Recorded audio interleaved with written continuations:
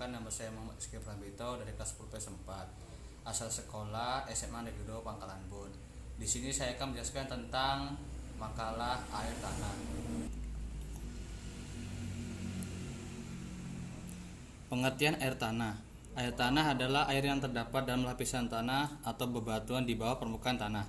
Sebenarnya di bawah permukaan tanah terdapat kumpulan air yang mempersatukan kumpulan air yang ada di permukaan.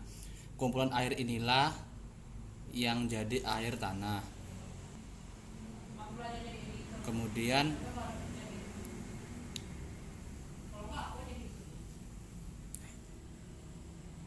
asal air tanah.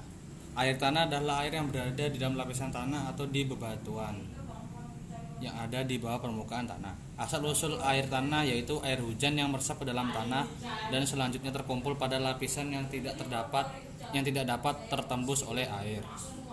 Berikutnya jenis-jenis air tanah.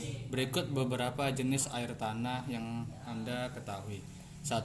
Air tanah freatik. Air tanah freatik adalah air dangkal, contohnya air sumur yang terletak di antara air permukaan dan lapisan kedap air. Impermeable. 2. Air tanah dalam artesis. Artesis adalah air tanah dalam, terletak di lapisan aquifer dengan lapisan batuan kedap air aquifer terkekang. 3. Air tanah meteorit vadose. Meteorit atau vadose merupakan air tanah yang berasal dari proses presipitasi hujan dari awan yang mengalami kondensasi bercampur debu meteorit. 4. Air tanah baru.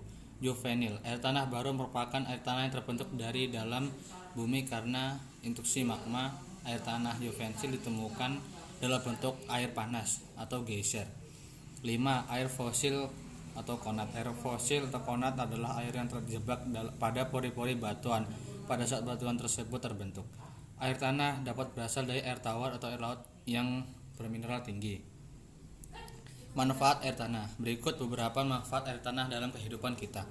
1. Kebutuhan rumah tangga seperti mandi, mencuci, masak, dan minum. Irigasi, sumber air bagi pertanian.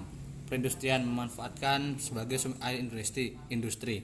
Misalnya industri tekstil dimanfaatkan untuk pencelupan, industri kulit membersihkan kulit, dan lain-lain.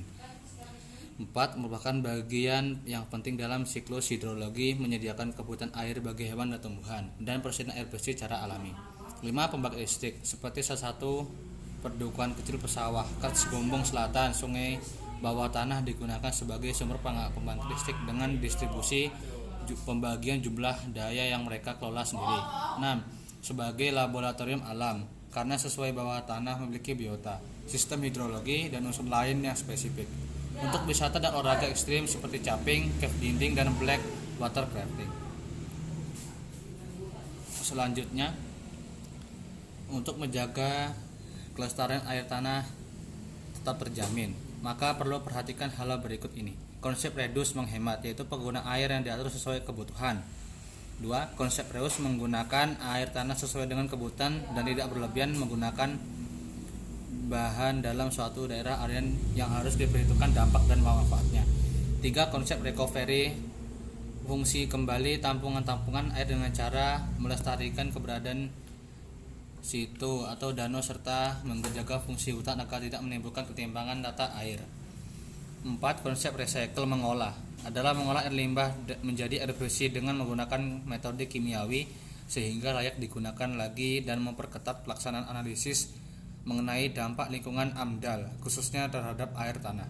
5. Konsep recharge, mengisi adalah konsep memasukkan air hujan ke dalam tanah dan ini dapat dilakukan cara membuat sumur resapan atau lubang pori-pori. Sekian, terima kasih. Wassalamualaikum warahmatullahi wabarakatuh.